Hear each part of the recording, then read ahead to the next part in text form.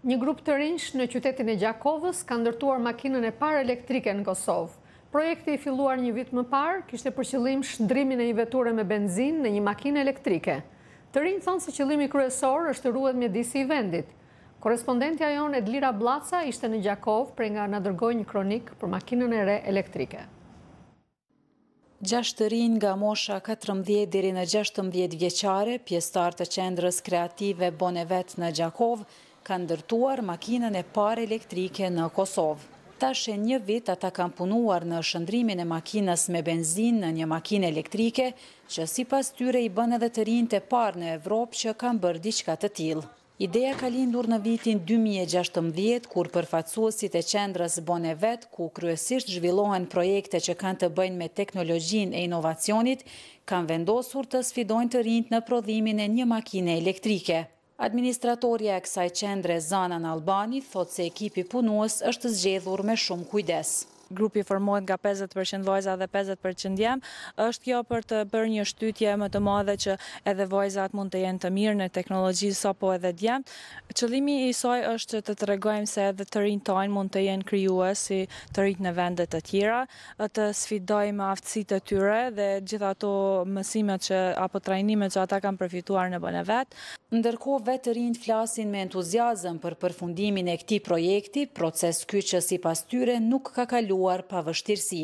Po ndihem shumë më të lirë, shumë po dihet më të gëzueshëm që e kemi kryer një punë një vjeçare që në fund të përfundu me sukses edhe ka funksionuar shumë mirë, që shihet edhe ka hec makina. Na kena bërë shumë sa vështira që kena bërë, po tonë kena zgjedhë të mundu tanto punu në grup, tanto jap maksimumin që kena mujt me një detyrë, për shkak kemi pas një të pjesë më vështira të tjera kanë qenë montimi baterieve, montimi motorët, puna krijimit të mbushësit baterieve. Puna në grup edhe fakti që kemi ditë se një kamarda e dita që keri makina ka me qenë përfundune dhe çdo ditë jena majt motivum për njëri tjetrin, edhe pse ka pas ditë që njëri ka poshtës e tjerët kanë motivu tjetrin, jo, hajde të vazhdojmë, jemi në grup edhe do të më kryj gjithsesi kjo projekt pasi ka qenë një projekt shumë i madh. Vetura elektrike ka 40 bateri, e cila me një mbushje elektrike prej 3 orësh mund të vozitet deri në 70 kilometra. Të rinjt thonë se qëllimi kryesor është të ruhet mjedisi, ndërsa shpresojnë që një ditë të gjitha makinat në komunën e tyre dhe më gjerë do të shndrohen në elektrike, me çka sipas tyre do të ulet ndotja e ajrit dhe zhurmat. Jemi ka jetojmë me një kohë ku një person hyp me një kërë vetëm për më shku pishtu i dhe që atja. Edhe çfarë është problemi që në Gjakovë kemi një pjesë qarshis që është shumë e vjetër dhe ja vlen për më mbrojt. Edhe besojmë që shumë shpejt kanë minoj qarkullimin e makinave me djeket mbrëmshme dhe kanë mi përdor këtë makinë.